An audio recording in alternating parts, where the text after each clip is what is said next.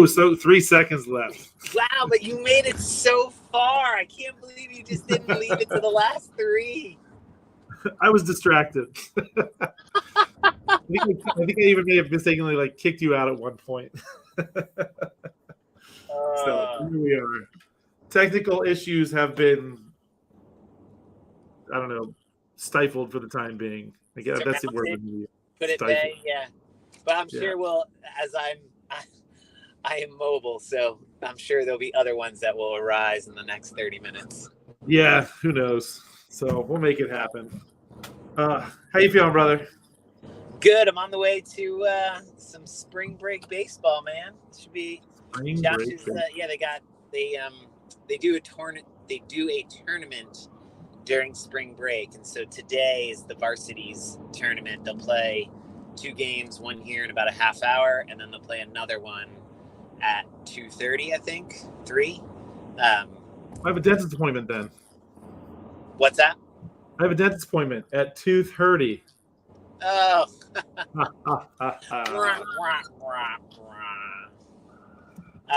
I'm here all week. Speaking of, I may kick out here. I just gotta check what exit I'm getting off of. 83. All right, I'm back. It's really dark where you are. Oh, there you are. Yeah, I'm back. Just checking what exit. We got like 3 miles. Cool. But yeah, so it should be fun. It's beautiful. It's a freaking amazing day for some spring baseball.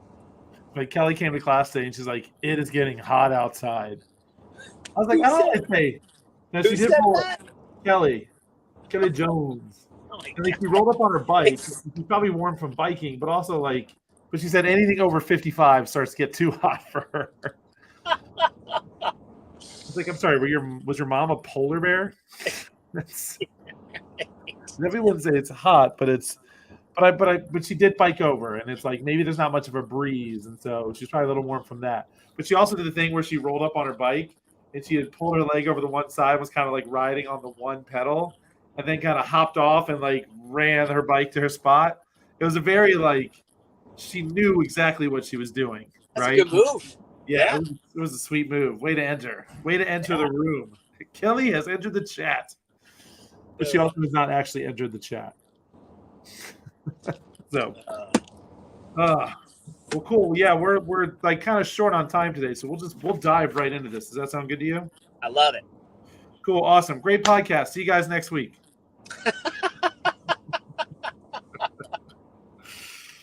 Boom, we're in it. So, we said we were going to talk about programming, and as you have done all the different types of programming from being given programming and then told to coach it. You have written programming. You have used an external source to give you programming, and then you make the adjustments. You've kind of, I feel like if there's any way to do programming, you've done it. If I'm missing anything, other than like you probably even made it up on a fly in a time or two. Yeah, it's I think the best article ever written is the one from the Journal that Glassman kind of, the theoretical template of programming, where he talks about like the monostructural weightlifting gymnastics, couplets, triplets, chippers, for time domain or task priority, time priority, blah blah blah, and then I don't think that article talks about like the tracking it. That's a level 2 thing, right? Level 2 seminar thing of like going back and tracking your last 9 days. But all of that to say, like, there's nothing like hidden or complicated about programming, but the application of the theory for the variety of populations that you might have is where the art starts to come in. Right. So if it's for a competition, totally different approach. If it's for just, GPP, general physical preparedness, totally different approach. If it's for somebody who wants to compete in the sport of CrossFit, if it's like stuff you've done with the teens, for sport specific kind of things. So there's always these different things that maybe influence choices that you make. I'm getting off my exit, but I got to check and see which direction I'm going. So Cool. Well, hey, you know, while you're doing that, I realized I forgot to do the.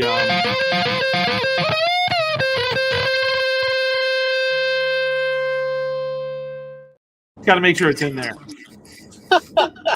you just probably made somebody's head explode. They'll be all right. So, cool. So, what we were going to do this week is take a look. So, we are currently following the Mayhem affiliate program. And the way it's provided to Fairwinds is it's basically already laid out in sugar wad, along with every little bit and piece from the warm up to a video of the whiteboard brief to a video of how the workouts run to maybe the skill or strength work to maybe notes. There's all these things they give you into sugar wad, and I can easily just click download all, set it, forget it, and leave. But common saying, and we've had this conversation too, with Affiliate U and other coaches, that even if you're not writing your own program, if you're using an outside source like a Mayhem, like a Wuo, like a Cap, the job is really only 70% done, because you have to take in considerations when you're programming your clientele, your equipment, your space, the square footage that you have. Maybe it's worth taking into account your climate. So all these little things that, again, I know Glassman talks about in that article, but it's also, but again, now that it's provided, it's not as simple as just copy and paste. So what we were going to do is maybe take a look at a couple of the workouts and how when I put it into SugarWad and then we put it up on the whiteboard for the day, here's the process that kind of goes into that. I love it. Cool. And so with that, we're going to try our new little, we've got advanced technology here. Bam. Cool. And so this can be yes to the viewer. It's written upside down. To the listener, I will kind of talk through. But the viewer, I'll flip over as I go through. So let's see. Let's look at a workout. Oh, I dropped my pen. So let's just start. Did you do how different was yours? Sorry, I dropped my pen. From Monday. So Monday we had and I changed the names. This week it was all Bible verses. Yeah, I was wondering about. I saw, and you switched it to professional wrestlers. Yeah, because I feel like I've made it an art now to put the images on SugarWad. I just wasn't sure how to do that with the Bible verses. Ariel was funny. Ariel's like, I can help. I was like, I think I got it. I've already made up my mind that I'm gonna celebrate WrestleMania weekend by just kind of going into the weekend. So I just had put my flavor on it. Why not? That's what you get when you come here. So work out what was originally Romans 5:8, turned into Feeling Oozy.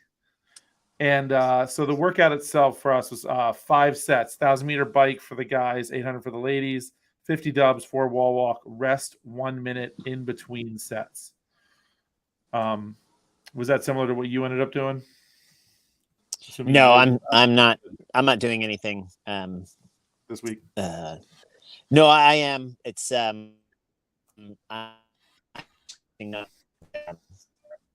bodybuilding program. Oh yeah, and capacity. So I do.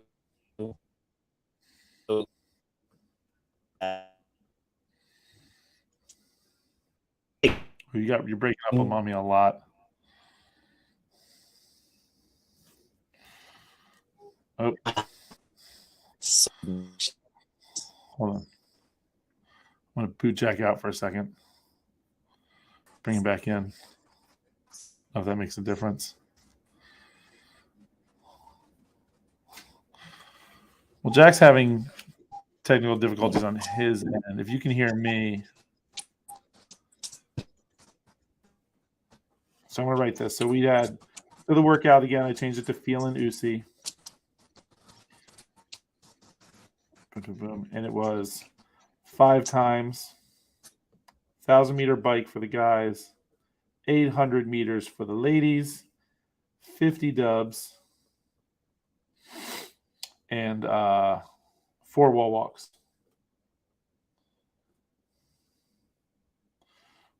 Rest 1 minute between sets. Boom. And so usually as I'm going through the programming,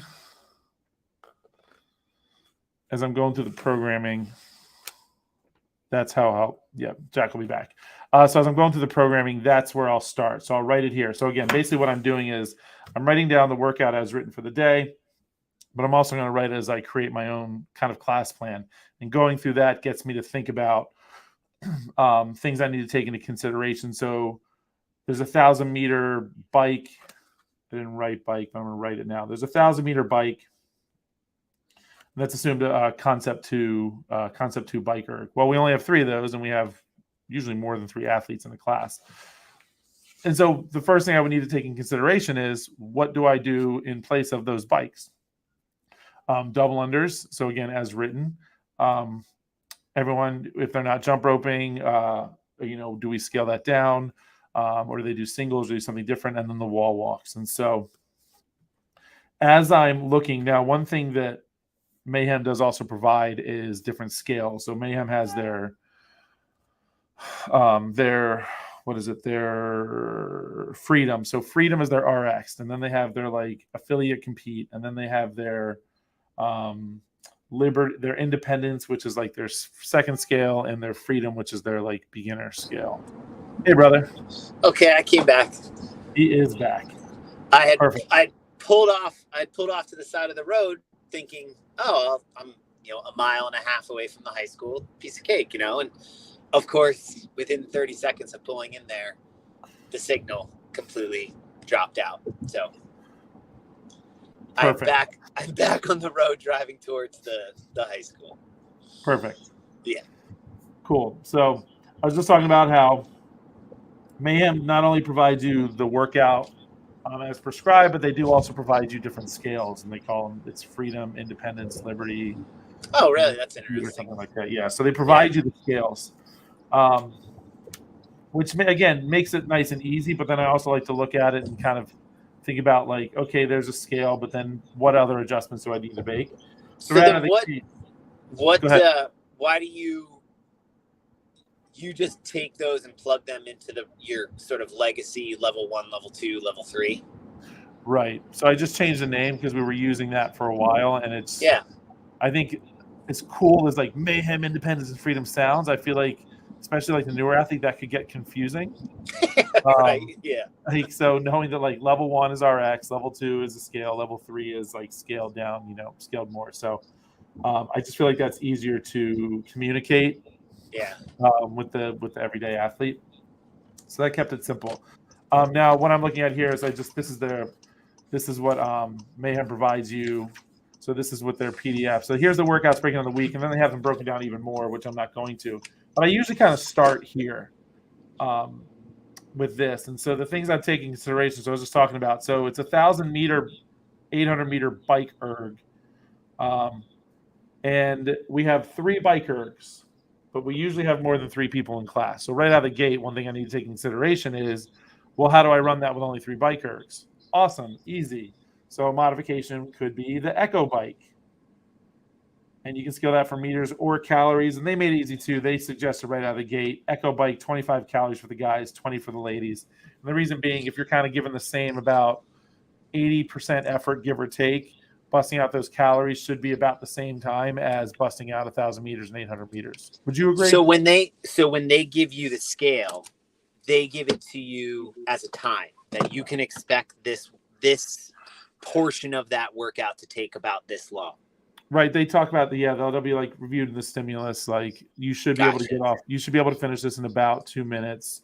And like generally speaking, and again, they'll talk percentages. It's going about 75 to 80%. You should be able to get this amount of work done in this time. So not just even from a time, but also what's your effort? Is it a full sprint, or are you pacing it a little bit more? So what you're telling your listening audience then is, as the coach, not just coach, but as the programmer, because a programmer is totally different than a coach. I mean, clearly in the CrossFit world, programmer probably has level 1, level 2, level 3 qualification, is probably coached before, but it's a totally different focus because you're like a coach, you are athlete. And we've talked about, I love that. I mean, if we harken back to 2 weeks ago episode, where you brought Coop's quote. Yeah. Yep. The coach is sort of like the in the moment execution of the plan. The programmer though is the planner. Like that's the person who is like, okay, this is the I'm trying to think of like an analogy or a metaphor of it, but like in the sense of if it's medical, like the programmer is the theoretical scientist saying like this is what the thing should elicit, and then the coach is okay, that's what the theory says, but now I got to apply it to each of my individual patients or each of my individual clients.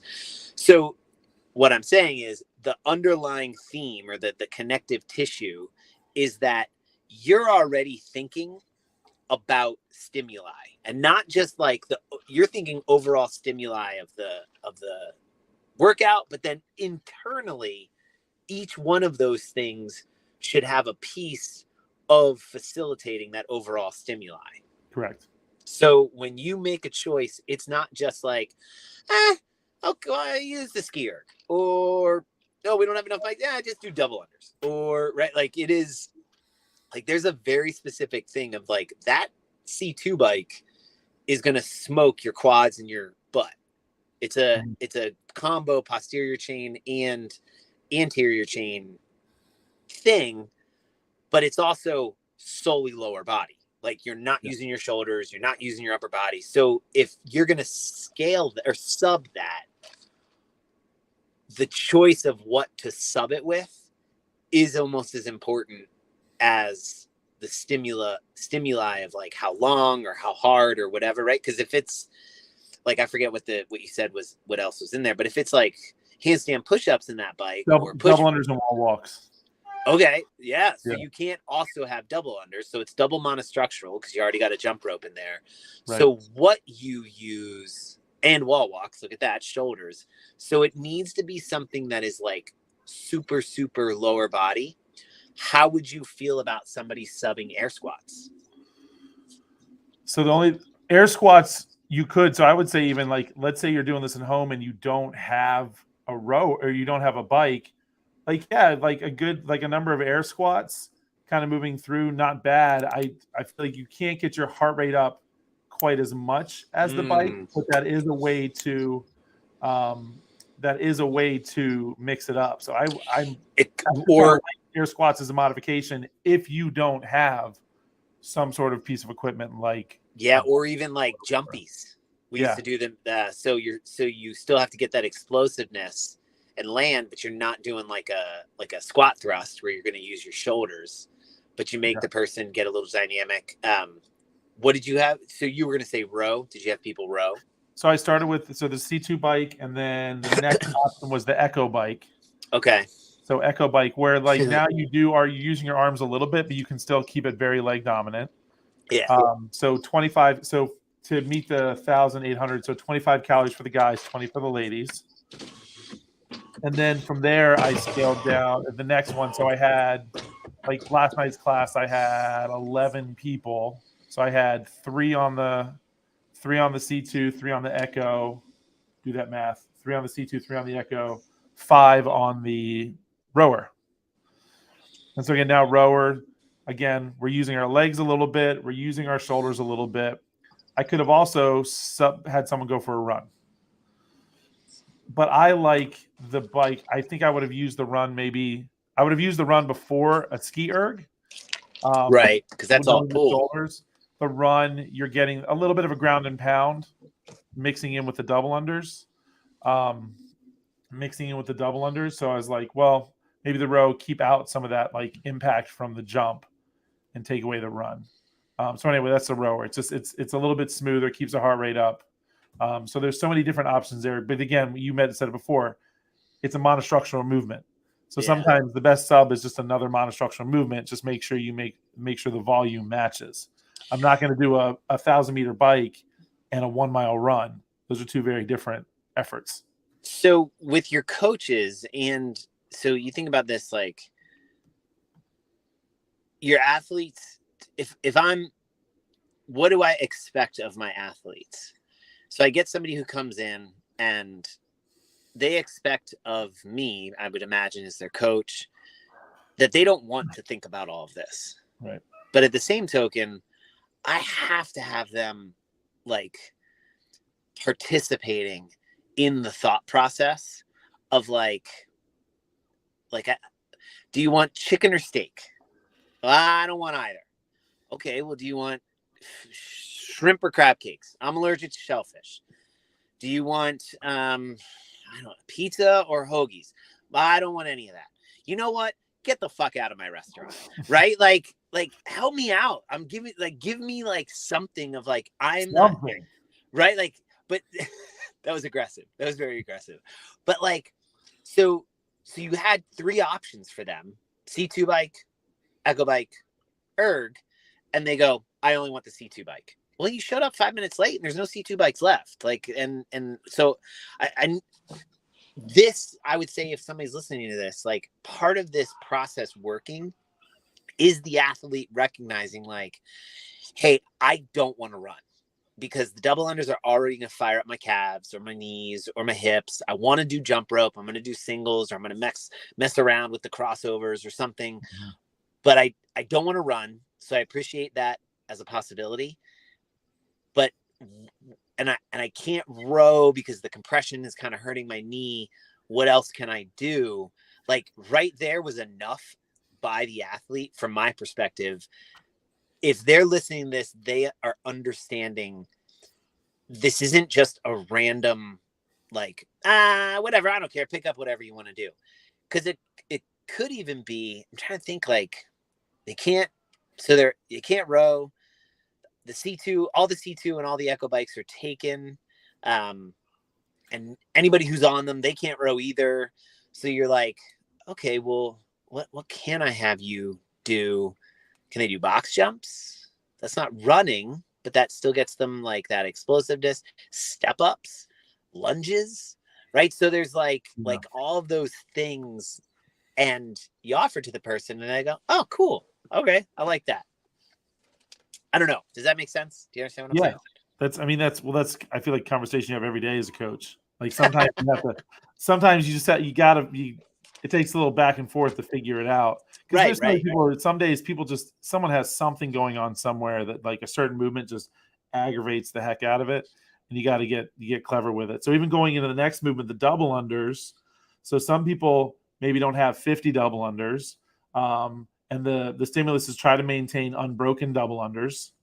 And then they even wrote 2, and I like this. It's like, okay, if you're doing double unders, you're only allowed to trip twice. After tripping twice, you have to finish off with singles.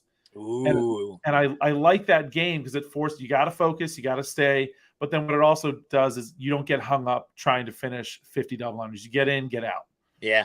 And that's right there. So another little like poke behind the curtain, that right there is why what you're paying for from that service it's worth it to you as the individual, as the professional who is paying for something to lighten your kind of professional load. Not saying that it's like absolving you of the responsibility to provide a good product for those who are paying you, but that return on your investment right there, would you have thought of that as like, because whatever, that's so simple.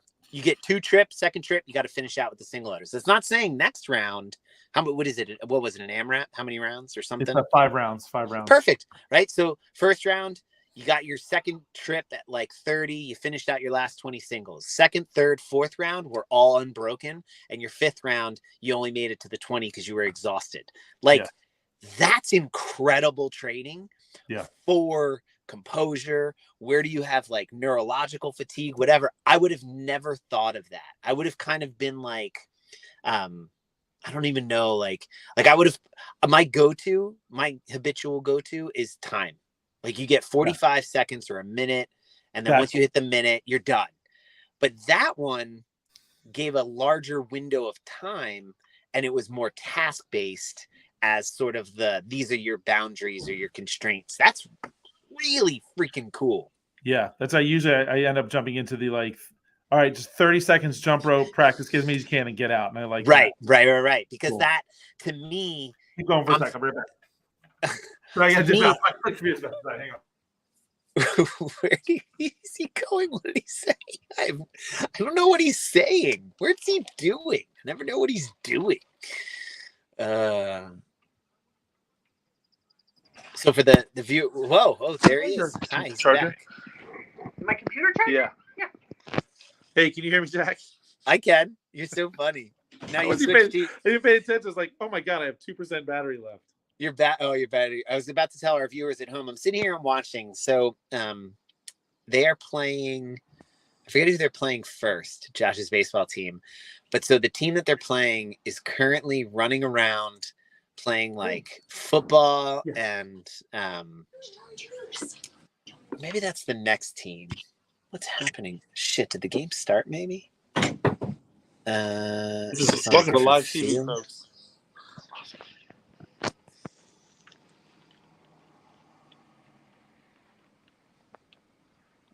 Thank you.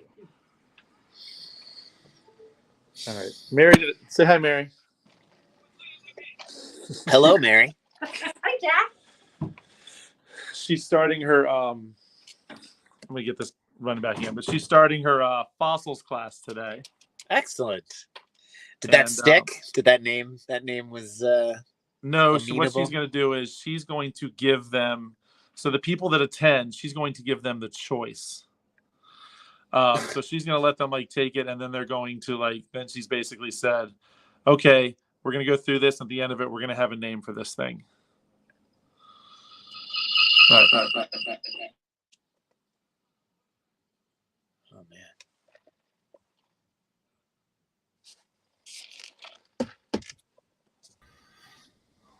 And we're just going to go back to this for now. Okay, cool. Can you hear me? I can. All right, cool. Sorry, that was just. I'm setting all this stuff up, and I look at my computer. I'm like, oh my god. Okay.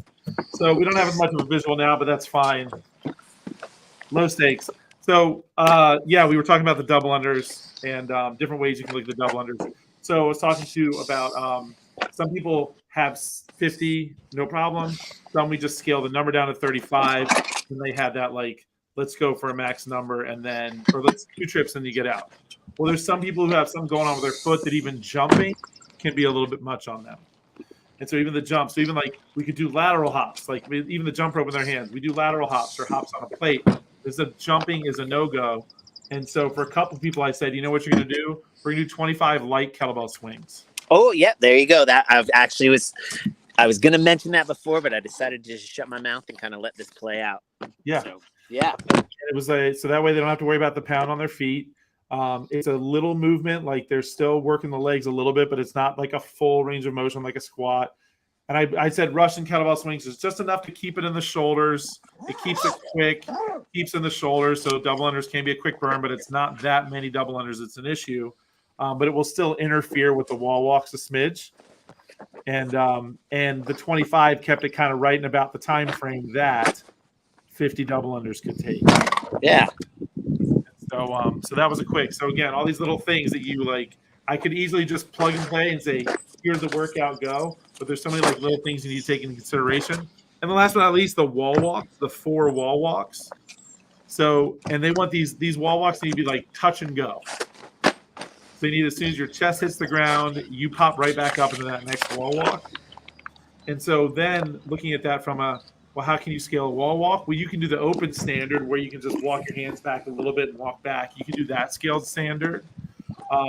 But I like the trying to at least progress to the wall. I like the just walking as close to the wall as maybe you can get and get back. Or maybe you take 4 steps back, 4 steps forward. Maybe you're not all the way to the wall, but it's something that keeps you moving, but doesn't smoke you. Take your shoulders out of it to where you do a wall walk. You do 1 wall walk, and that feels like a max effort. And then you're laying down on the ground just smelling who did wall walks before you. It's like, oh, well, that's Bob. Bob did this workout earlier. I thought I was the only one. But yeah, that's one. So the wall walks. And then I had someone who's got stuff going on with the wrist where like they can walk up a little bit, but over the course of that workout, their wrist was bothering them. So Jack, what does a wall walk? What does a wall walk fatigue, I guess you could say? Your shoulders, specifically your deltoids and your triceps. Yeah. And then we go up the wall. We don't want to get saggy on the wall, so we got to keep somewhat of a tight. Oh, your midline. That's right. Your butt, your belly. Yeah, good point. So I had a couple people that just getting that position on their wrists. Like you even scaled it down to like even a bear crawl or something like that. But just that the pressure on their wrist was too much. So I had them do overhead plate sit-ups. So hold a plate, and they do the sit-ups, so they're working the midline, and then they got to press that plate up overhead as they move through it, so it also taxes the shoulders. And so play something like having that kind of in the back pocket for here's a movement that works the shoulders, works the midline. You can kind of move through at a clip. And I said maybe you do like 15 of those, and you just kind of, again, stayed within that time frame that the wall walks will take. Yeah. And plus you get sweet abs for beach season. Which, I mean, anybody who's anybody wants those sweet abs. Yeah. So it's so it was fun. So it's cool. Like when you look at the programming, you realize like it's written this particular way, but then you run a class and because I love when people like, maybe someone just happens to walk in and they're like, I've heard of this CrossFit thing, but I've never done it before. And I'm not sure it's for me. I'm not sure I can do it. But they see a class going on. I was like, well, here's the workout today. That person, so it's a bike, but that person's rowing and that person's doing box step ups. But then this person, like, it's kind of cool seeing, like, technically everyone's doing the same workout, but it looks like everyone's doing something different. It's that great look into, don't worry, there is something for you. And then that's my job. It's my job as the coach, and in particular the one posting the program for the gym, to have those in the back pocket, whether it's the scales, making sure the stimulus matches up correctly with the scales, and you're not just throwing stuff in for the sake of throwing stuff in. Because also, what do you hear a lot for people that don't understand CrossFit? It's just a bunch of random movements, right? Right. So that's sort of the question. At what point does it become too much information for somebody? Like where's kind of that sweet spot? A new coach? when like I think a new coach is probably like, how did you get to kettlebell swings? They're jumping with a rope. Or like a new coach is, and it's just when I first started coaching, I don't know if I would have thought of kettlebell swings as if they can't jump, maybe they could do calf raises, right? Or they could jump on a bike. Well, they're already biking, so you can have them bike twice, right? So, but I guess what's the triage that you're working through to make that decision? It's communicating with the individual. So like if I'm making, so we kind of went back, like we said, it went back and forth. Well, I can't run because of this. I can't jump rope because of this. Part of it is having that relationship with that athlete and knowing the adjustments that I need to make, but then also already having the plan, knowing that this is the stimulus I'm trying to get out of this workout. And then we talk about, is it a squat, push, or pull? Is it monostructural weightlifting or gymnastics? Like coming back to those particular things. Is it long, short, medium? Those particular things are the things that drive you toward, okay, if I'm going to scale or modify this movement as it's written, is it gymnastics, weightlifting, or monostructural? Okay, it's weightlifting. Is it heavy, light, or medium? Okay, it's light. Is it a higher volume of reps? Is it low volume? Okay, it's about medium. Okay, so instead of you have stuff going on with your wrists and the workout calls for squat cleans and getting into that front rack position makes your squat all wonky and it calls for 20 of them. Okay, you're going to do 20. So rather, let me, what's the triage you're using when you're posting on SugarWOD? Oh, SugarWOD. For that, well, I mean, that was, you answered my question. I'm just cutting you off. Yeah, that was a good thing. What's the triage you're using for what you want? Right, like it's an experience. The scope of the experience for me is the athlete or the client is. I wake up Monday, or I even look Sunday night whenever you post the week or whatever, and so I'm going to cherry pick what I want to see. How are you determining what from is available on the Mayhem affiliate programming menu, what you choose to put on the screen of SugarWOD? Like, how do you determine what I should see? So part of it is like, as we talked about earlier, there's toes to bar today. So I'm going through the program. We're already in Tuesday, so we're 2 days in. There's toes to bar today. And I'm thinking about, okay, there's plenty of people that can do 20 toes to bar, but there's plenty of people that 20 toes to bar or even toes to bar might be too much. I'm going to scale that down to a knee to elbow as an option. And then option B is the legs on the wall, toe touch. And I had the question today, well, why legs? How about V-ups? Because V-ups get scaled as a toes to bar all the time. Well, later in the week, we have V-ups in the workout. So I don't want V-ups twice. So you're saying you're the person who's looking at the workouts from the athlete's experience, and maybe you cherry pick or maybe you don't. You have, if you see V-ups twice in a week, you may only just pick one of those. Right. Or even like, as I'm thinking about this, like, what if you just get rid of the toes to bar for today? Right? Like knowing it that it's V-ups later in the week, putting specifically those toes to wall reach as the work, as the, like, and then I don't know, I mean, guess obviously, but like sort of thinking the way that they did it with the double under scale or the double under modification, or that limitation of, okay, this is what's going to drive the stimulus. There is no kip swing scale. There is no toe to nipple, toe to hip scale. It is either 10 unbroken toes to bar each round, or whatever, if it's however many it is. You have to do 10 unbroken. You have to do 10 unbroken for the entire workout. Or the second you can't do 10 unbroken anymore, it is heels touching wall, reach, toe reach, or whatever they're called. You know what I mean? Like that. Now all of a sudden, if I'm the athlete, what is? You just made it really simple. What? Yeah, exactly. I mean, simple from like you do this or you do this. Not simple as in we made the movement simple, but right. This seems to me some of the consternation that the competitive CrossFit community is having with the way Bosman is driving things. Like, what the hell? What is this wall-facing handstand push-up and the 10-foot tape line? Like, what should I interpret you making that decision to mean for me? How should I translate that? What's the message I should take from you doing that for me?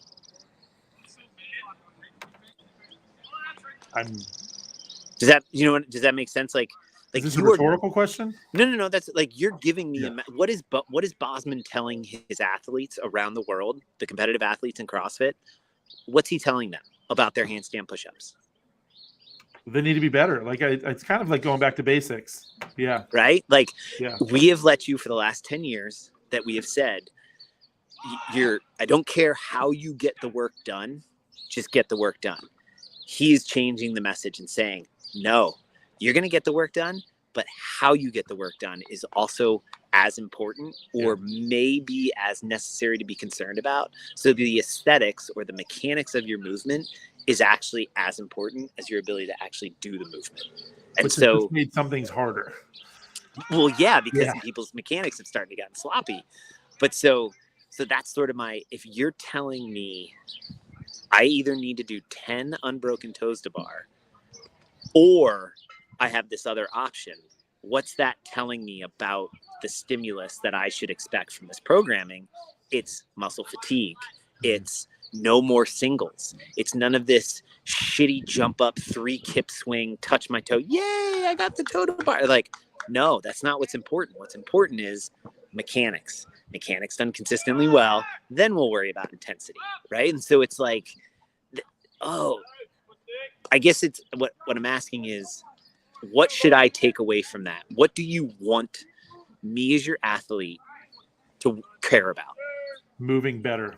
Look at that. And I feel like mechanics. Yeah, and I feel like you've said that before, but so it's kind of that consistency. Oh, is that a word that's somewhere important to your affiliate? Yeah, it's in there. Like that whole sense of maybe they're not listening to you in the moment in the class. Maybe they're not listening to you because they don't listen to this podcast. So you're going to hit them you're going to hit them in a different angle or from a different, right? You're going to hit them on a different front of like, great, you're not listening to me here. Okay. You're not listening to me here. Okay. Cool. I'm going to get you here. Eventually somebody hears the message. Yeah. I think that's pretty cool. Yeah. And I think it kind of goes back to when we were talking last week too. It's like what it is still also guiding you toward is the better mechanics, and then also like making sure like getting in that stimulus is so important, because that's like this stimulus of this workout is because that's the thing that we say, focus on the stimulus. Like that's where you need to be. So when you're looking at weights and movements, the stimulus should be guiding you to the movements that you're doing, but also how well are you moving should guide you toward the movements that you're doing as well. Yeah. Putting all that together in a great package is going to help move that needle from, sickness, wellness, fitness.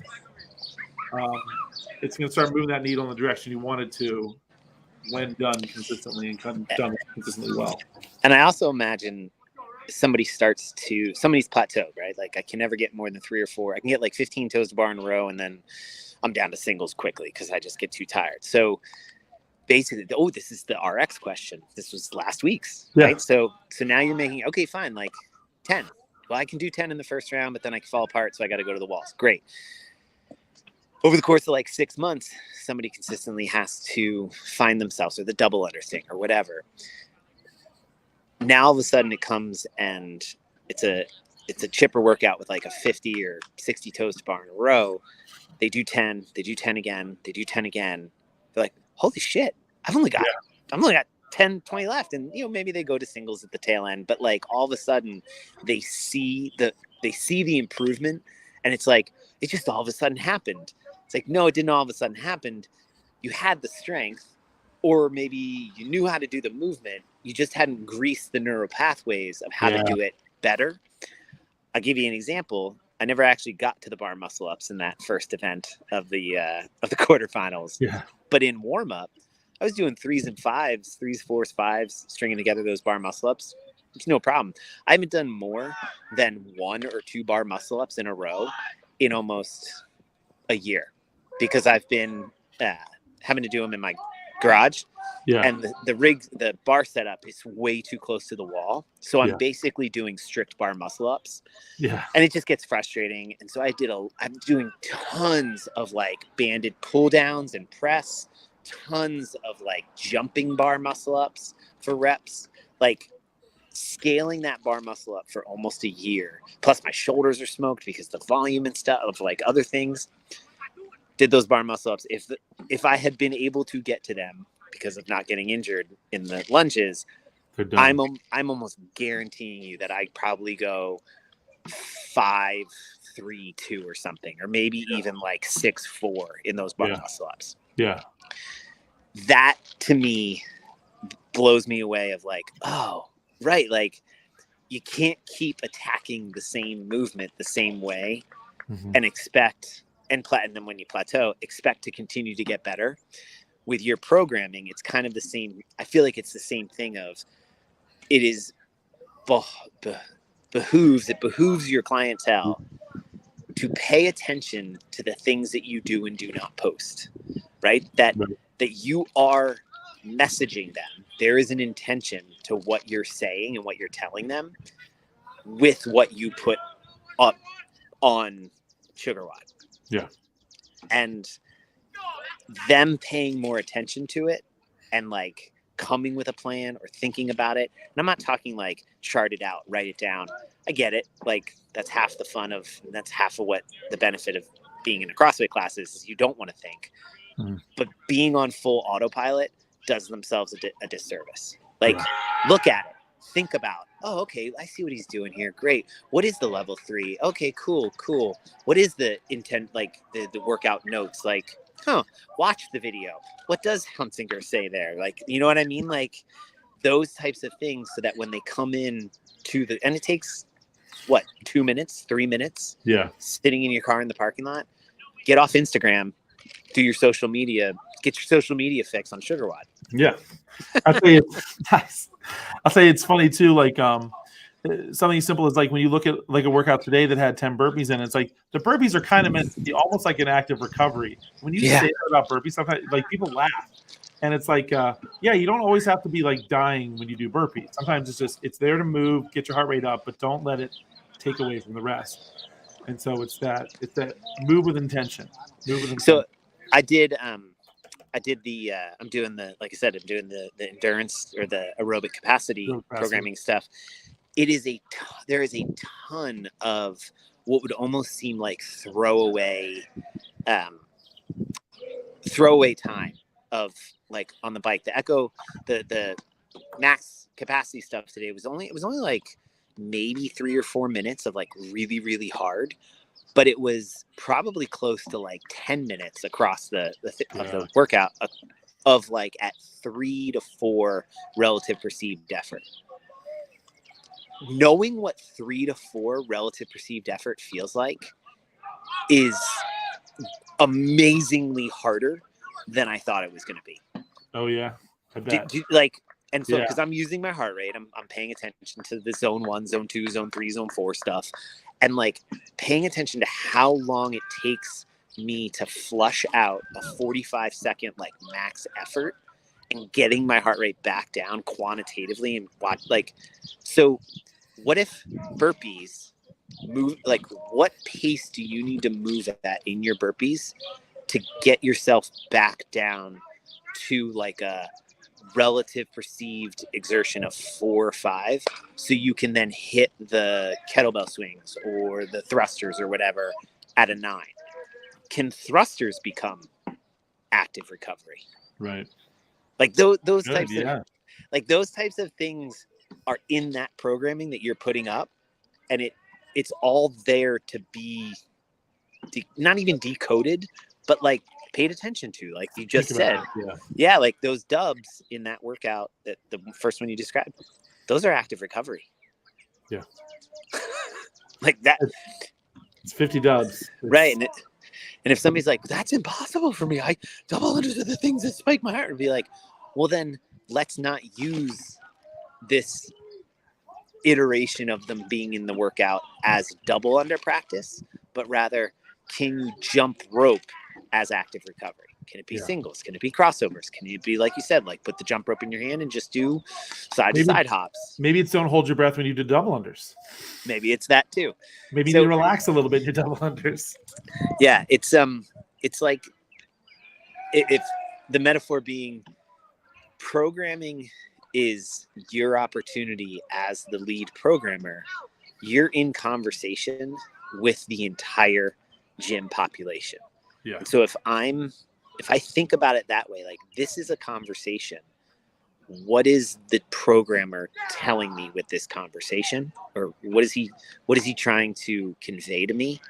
That's and it's not that you don't like them. I like them. I do like them. Right. Cool. Right. But like if I'm somebody and I look at it, I'd be like, does he not like us anymore? What? Right. No. It's that, and if I'm the receiver of that, if I'm on the other end of that conversation and I can't understand it, well then it's illegible to me. Ask a question. Be like, I don't understand what you're trying to tell me here. I don't understand what this means. I don't understand. Right. Like it's a language. Learn the grammatical elements of the language. Learn the grammar, the tone, the style, like all that stuff. That's your responsibility as the receiver of it, to learn those things. Yeah. And listen. It's easy. Cool. Yeah. It was good. Yeah. Thank you. It's programming is like, it's one of these things. I like using this external source. I like the idea of, I mean, that's one thing you should know, especially if you're going for your level 3. Like you should know programming. You should know how to program. You should be able to plan out. You should be able to look ahead and all this good stuff. But it's also one of those things right now where it's like, I need that time for other things because when you wrote the programming for the gym, about how much time did you spend per week writing programming? 3 to 4 hours. I commodified it. I made it a fungible unit of time that so that you could you could then account for if you needed to pay for that, what would it actually cost you? So if it's $30 an hour and it's $4 4 hours a week, that's 16 hours a week. You're talking, $450 to $500 a month. Yeah. No. And when I think about too, where it's, But so that's where if you're paying $150 a month for that programming, and now it only takes you about an hour, right? An hour a month, an hour a week, 4 hours. So, right, so let's round that up. That's $250 a month, quote unquote, both out of pocket, but then time cost. Yeah. You are saving half. You've cut your costs, quote unquote, both financial and time cost in half. So that's where that math is very doable. Yeah. And so I appreciate stuff like this. And I appreciate the because we've seen several different iterations of it, and they all have their pros and cons.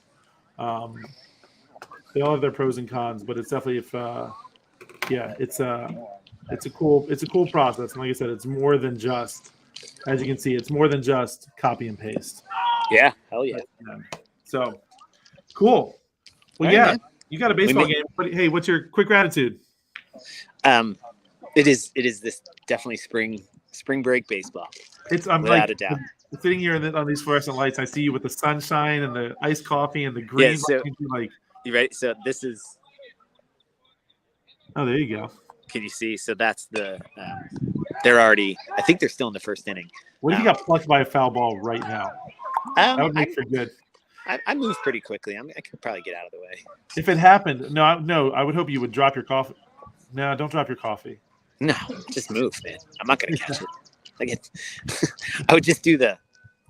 I got a wife and kid to think about. Move out of the way. Move. Yeah. Awesome. Yeah. Good stuff. How about you? Yeah, mine is WrestleMania could be the obvious one because it was a lot of fun this weekend. It was great. But I was seeing so I went and saw my friend Brian, who he's the one that introduced me to wrestling. I see him if we get together once a year, it's for WrestleMania. And he bought a new house. He was really excited to show me. He was like an hour and a half away. But so it was good seeing him keeping the tradition alive despite the fact living further away. And so I'll say it's my friend Brian. I was the best man at his wedding, and I did make sure to let people know that when we were kids, we would practice wrestling moves on each other. Yeah. And he created one called the fallopian tube. That's awesome. Which we were I forget what grade we were in, but we were learning the male and female reproductive systems. And so it was like 6th grade or something like that. And he was like, yeah, it was some submission movie called the fallopian tube. So I made sure to bring that up at his wedding. So it's my boy Brian keeping the dream of pro wrestling alive in this world. Nice. Cool. I do. Next week, Ed Murphy's on. Ed Murphy's joining us. So join us next week for Ed Murphy. He's joining Very the party. cool. Cool. All right, go enjoy some springtime baseball, brother. All right, man. I'll talk to you soon. Later, man. Bye.